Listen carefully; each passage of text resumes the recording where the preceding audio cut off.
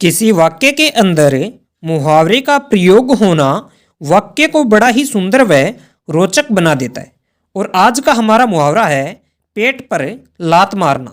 यानी आज हम इस वीडियो के अंदर पेट पर लात मारना मुहावरे के अर्थ और इस मुहावरे के वाक्य प्रयोग के बारे में जानेंगे। तो वीडियो को पूरा देखें। सबसे पहले हम जान लेते हैं कि पेट पर लात मारना मुहावरे का अर्थ क्या होता है। यानी इस मुहावरे का अर्थ होता है रोजी रोटी छीनना। दोस्तों, जिस तरह से हर किसी को अपना पेट भरने के लिए कुछ न कुछ करना ही पड़ता है, जिसके कारण से ही उसका पेट भर पाता है। अगर कोई किसी व्यक्ति को उसका पेट भरने से रोक देता है, या यह कह सकते हैं कि जो वह काम करता है वह उससे छीन लेता है, यानी काम से निकाल देता है, तो इस तरह से उसका पेट भरने का साधन छीन लिया जाता है, जिसके कारण से अब वह अपना पेट नहीं भर सकता। तो इस तरह से रोजी रोटी छीनने को ही पेट पर लात मारना कहा जाता है। अर्थात पेट पर लात मारना मुहावरे का अर्थ रोजी रोटी छीनना होता है। और जहाँ पर रोजी रोटी छीनने की बात होती है, वहीं इस मुहावरे का वाक्य प्रयोग किया जाता है।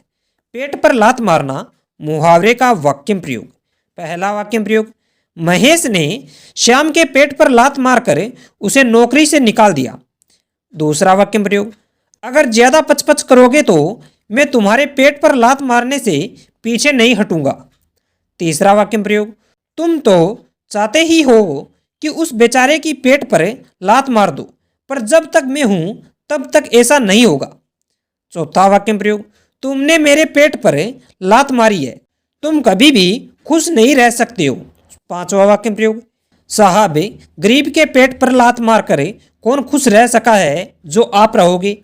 छठा वाक्य प्रयोग, मुझे एक यही तो काम आता है और आप इसमें भी मेरे पेट पर लात मार दोगे तो मैं कहाँ जाऊंगा। दोस्तों, इस तरह से पेट पर लात मारना मुहावरे का वाक्य प्रयोग किया जाता है।